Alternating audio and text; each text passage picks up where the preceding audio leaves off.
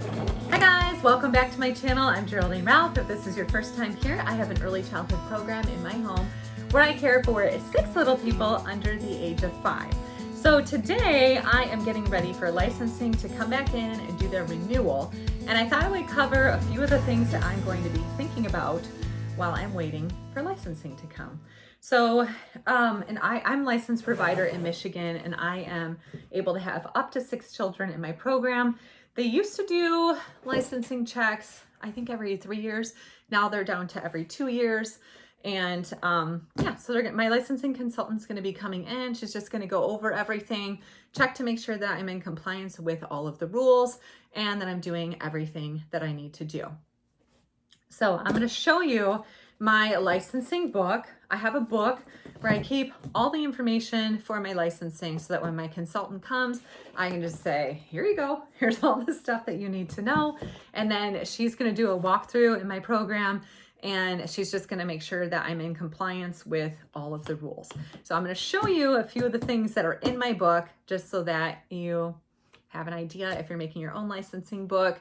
It's really not that complicated. It can be a very, very simple thing for you to do, but there are some key things that you need in it. So whatever state you're in, I would recommend that you look in your licensing handbook and find out exactly what kind of documentation that you need to have to care for the children. So these are a couple of my other books that I always have out, my planner and my financial binder, but we'll talk about that later.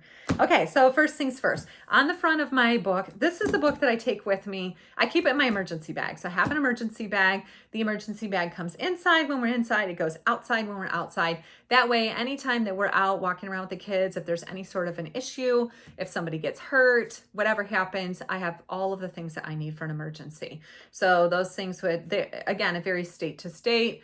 In my state, you definitely have to have a pair of scissors in case somebody becomes entrapped in something. You have to have your first aid kit.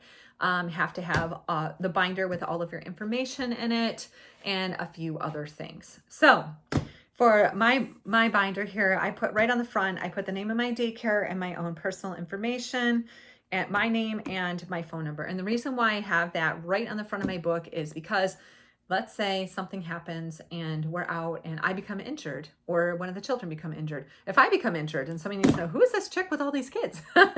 First things first, they need to have, my information. They need to know who I am and, where my daycare is and all of that other stuff.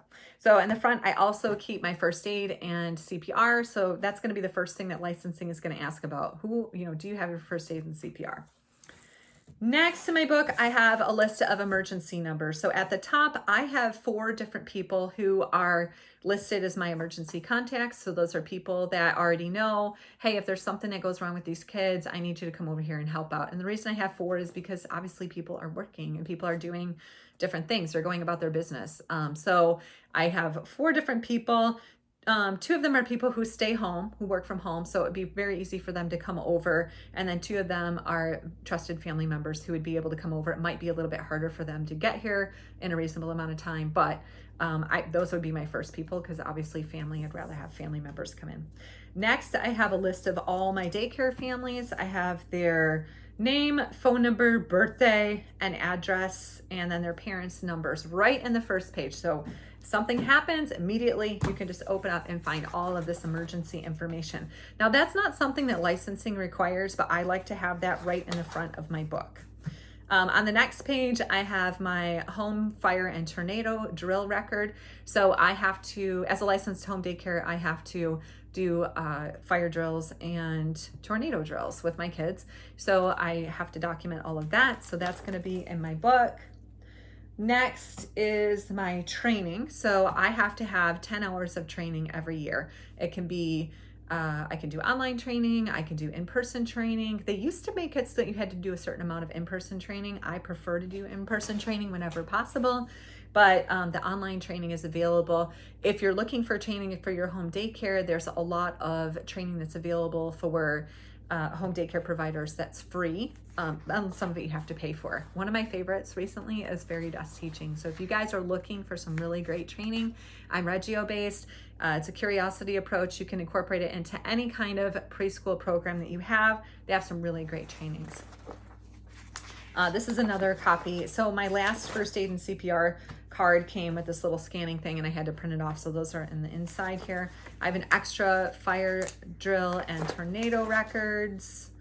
And then inside I also have to have a inspection for my hot water tank and my furnace. So I have that in there. We also have to have medical clearance records. So that just says that I'm healthy enough to care for children. I'm healthy and sane. Yay. Next, I have some other papers. I was thinking about getting an assistant this year, but unfortunately I wasn't able to do that because of COVID. So I also have my certificates for the training stuff that I've done. And then all of these right here are my family's paperwork. So I keep all my contracts in here. I keep all of the information for all of the families, like their emergency cards. So in Michigan, we have emergency cards that are available through our state licensing. And they look just like the traditional, you have your kids in school, traditional emergency cards are available right here. So when my licensing consultant comes, she's gonna say, hey, Geraldine, I need to see all of your information. So I'm gonna give her this book. Let's see, and I'm gonna let you know exactly what I have in each one of my contracts. So we have that emergency information card that we just talked about. I also have a child information sheet. So that's something that I fill out. It has the child's name, address, mother's name, father's name, address, all of that. Emergency release. Who do you want your child to be released to in an emergency? The child's personal history. So basically, have they been in daycare? Where are they at developmentally? So next I have a photo release form. My photo release form is for photos and for social media because I do post pictures of my kids on social media.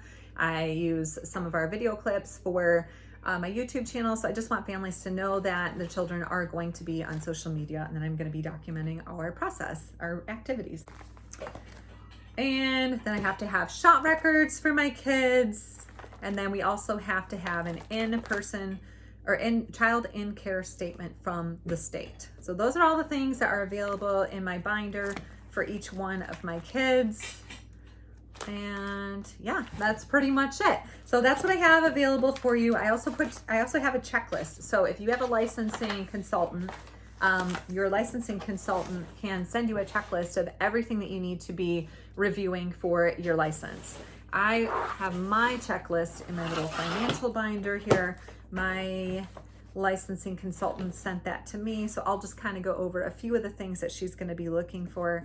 So she wants a copy of my child care form that I signed up with, a copy of my valid driver's license, my furnace and hot water inspections, that's in my little container here, or my a copy of my furnace and hot water inspection, that's going to be in my binder here, a copy of my new radon test.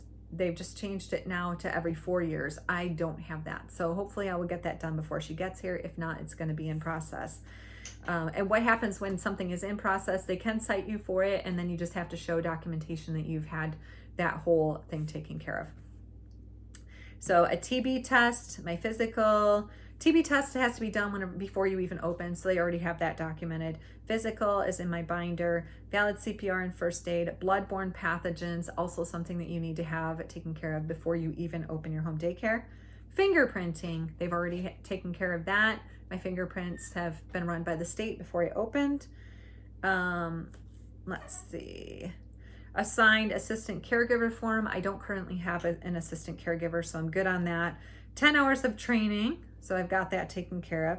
Safe sleep, I already had that done when I first got licensed. Shaken baby syndrome training, already got that done before I got licensed. Health and safety training part 1 and 2, and refresher course, daily records of arrival and departure. So I have a little book upstairs by the front door. All my family sign in, they put their child's temperature because we have COVID going on right now, and then they sign out at the end of the day. Let's see. So next, what do we got here? Next, I have to have on file for each child, and it's got a list of things I have to have on file. So walking permission slip, I also had that in there, and water play permission slip, that's in there. Transporting children, I don't transport my children, but you would have to have a permission slip for that. Let's see, in-care statement, we already covered that. Signed and dated attendance records, those are by the front door. That's on a separate book, so she's going to see that. I also have to have records of dates that I was not in home if somebody else was providing care. I personally don't choose to do that at this time. I only have 6 kids, so if I need to take a day off, I just take a day off. I would be kind of stressed out about just having somebody come in intermittently and take care of the kids.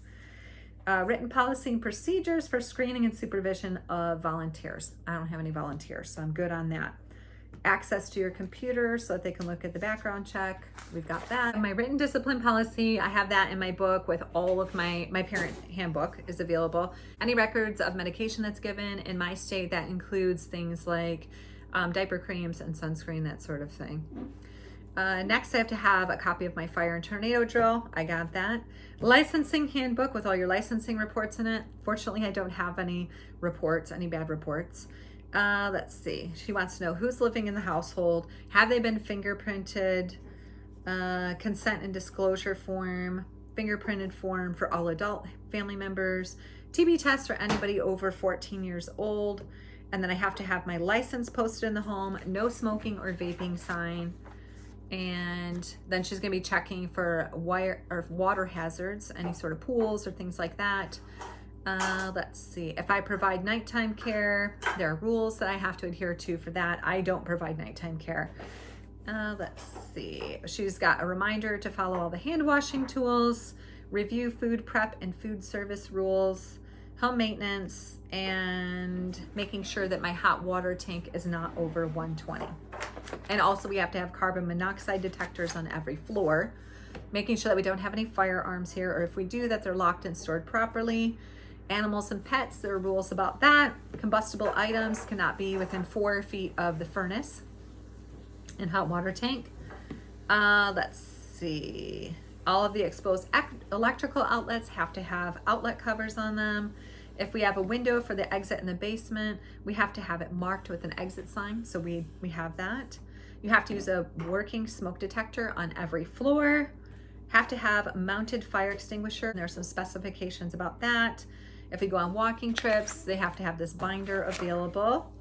And let's see, if you have an accident, injury, or serious injury, we have to report it.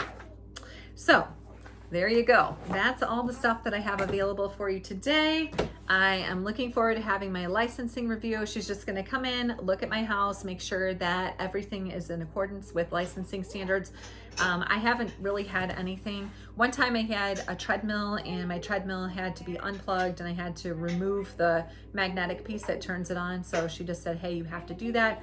And I was like, well, I can put it in the cupboard right now. And she said, well, I have to write it, and then you have to, tell me what your action plan is for correcting it. So that's pretty much how licensing goes around here. I've been licensed for 15 years, so they come every couple of years and check everything out. So if you are going to be inspected this year, if it's your first time and you're nervous, really there's nothing to be nervous about. Make sure that you have your little checklist. Go over your checklist, check it once, check it twice.